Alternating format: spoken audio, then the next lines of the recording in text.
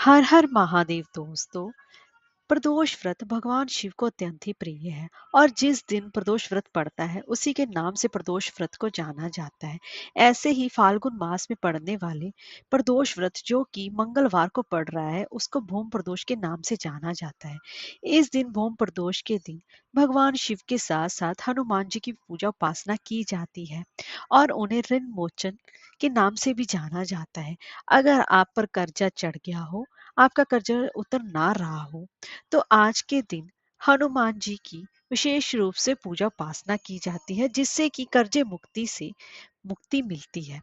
और इसी के साथ साथ आज के दिन भगवान शिव की विशेष रूप से पूजा उपासना करने से और हनुमान जी की भी पूजा उपासना करने से भक्त की सभी मनोकामनाएं पूर्ण होती हैं। तो भूम प्रदोष व्रत वाले दिन सुबह आपको जल्दी उठना चाहिए। उसके बाद आपको स्नान आदि से निर्वित होकर साफ सुथरे वस्त्र धारण करने चाहिए। उसके बाद आपको अपने पूजा घर में भगवान शिव की प्रतिमा या चौकी पर भगवान शिव को स्थापित करके और साथ ही साथ हनुमान जी को भी स्थापित करके आज के दिन व्रत का संकल्प लिया जाता है। यह व्रत फलाहार ही किया जाता है, इसमें अन्न का सेवन नहीं किया जाता। और जो प्रदोष व्रत है उसकी पूजा हमेशा ही प्रदोष काल में की जाती है, जो कि प्रदोष काल सूर्यास्त से 45 मिनट पहले और 45 मिनट बाद के काल को प्रदोष काल कहा जाता है। उसमें ही भगवान शिव की विशेष रूप से पूजा उपासना की जाती है और जिसमें कि भगवान शिव से पहले भगवान श्री गणेश जी, माँ पार्वती जी, कार्तिकेय और नंदी जी, उसके बाद भगवान शिव की विशेष रूप से पूजा उपासना की जाती है। और उस वहां पर उनको विशेष रूप से अगर आप पर कर्जा चढ़ रहा है तो भगवान शिव पर शिवलिंग पर आज के दिन मसूर की दाल को चढ़ाया जाता है जिससे कर्जे मुक्ति के लिए सबसे उत्तम रामबाण उपाय है। और वहीं पर बैठकर ऋण मोचन स्रोत का पाठ भी किया जाता है। और इसी के साथ साथ वहां पर भौम प्रदोष व्रत की कथा का भी रसपान किया जाता है। तो चलिए भौम प्रदोष व्रत की कथा का रसपान करते हैं।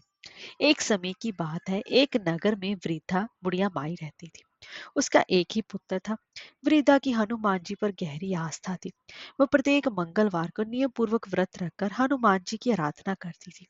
एक बार हनुमान जी ने अपनी उस भक्तनी उस वृद्ध महिला की श्रद्धा का परीक्षण करने का विचार किया।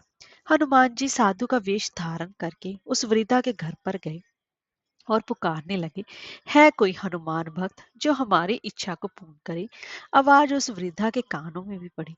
पुकार सुनकर वृद्धा जल्दी से बाहर आई और साधु को प्रणाम कर बोली कि आज्ञा महाराज।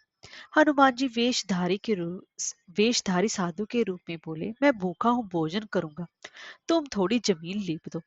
वृद्धा दुविधा में पड़ गई, अंततः हाथ जोड़कर बोली, महाराज, लीपने और मिट्टी खोदने के अतिरिक्त आप कोई दूसरी आज्ञा दे तो मैं अवश्य पूर्ण करूंगी।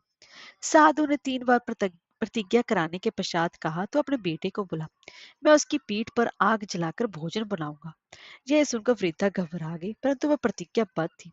उसने अपने पुत्र को बुलाकर साधु को सौंप दिया।